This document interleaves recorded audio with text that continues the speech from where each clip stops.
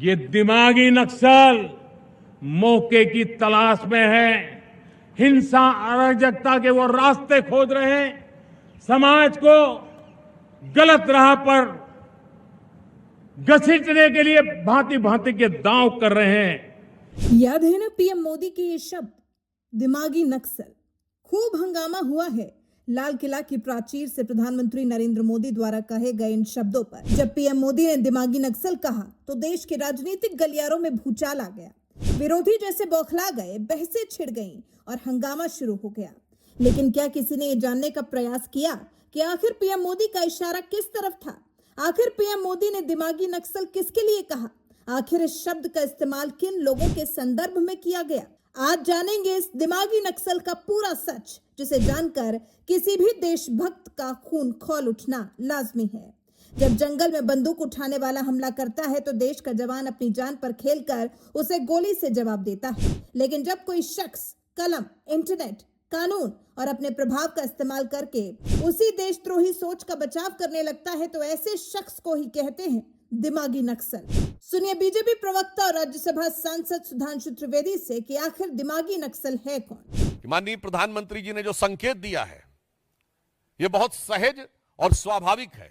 इसके लिए किसी को दिमाग पे जोर लगाने की जरूरत नहीं है, सिर्फ आंख खोलकर देखने की जरूरत है। उसे दिखाई पड़ेगा कि दिमागी नक्सल कौन है। दिमागी नक्सल वो है जिसको हाफिज में साहब नजर आता है, याकूब मेनन में जुडिशियल किलिंग नजर आती है, जिसको ओसामा में जी नजर आता है, जिसको जाकिर नायक में शांति का मसीहा नजर आता है, जिसको इशरत जहां में बेटी नजर आती है, बुरहान वानी में भटका हुआ नौजवान नजर आता है और भारत के सेना अध्यक्ष में सड़क छाप गुंडा नजर आता है। यह है वो दिमागी नक्सल। और आज हर भारतीय को इस चीज को सिर्फ आंख खोलकर देखने की जरूरत है और कान खोलकर समझने की जरूरत है। स्वतः समझ में आ जाएगा।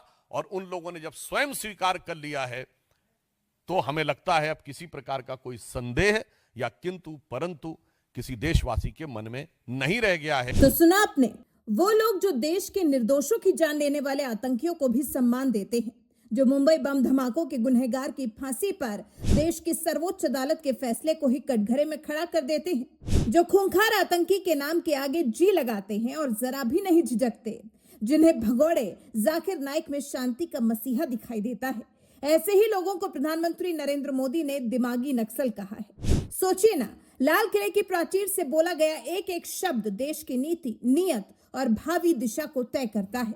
पीएम मोदी ने किसी राजनीतिक फायदे के लिए नहीं बल्कि देश की सुरक्षा और अखंडता को दीमक की तरह चाटने वाली सोच पर दिमागी नक्सल शब्द के जरिए करारा प्रहार किया है।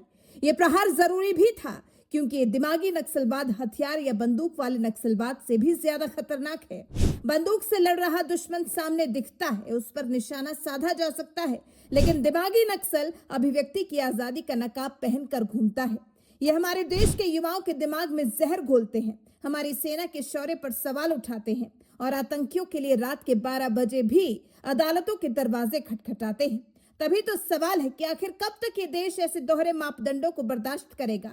इसका कहीं ना कहीं अंत होना तो निश्चित ही है।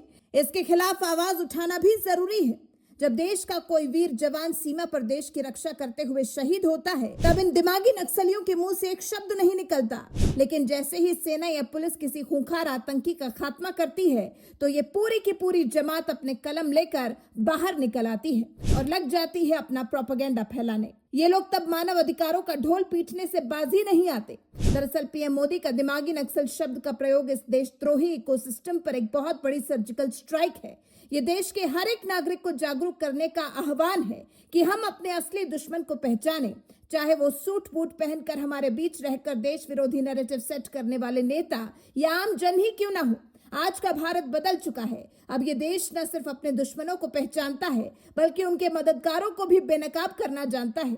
एक तरह से देखा जाए तो कह सकते हैं पीएम मोदी ने लाल किले से स्पष्ट संदेश दे दिया है कि भारत में अब देश विरोधी सोच और उनके संरक्षकों को किसी भी कीमत पर बर्दाश्त नहीं किया जाएगा।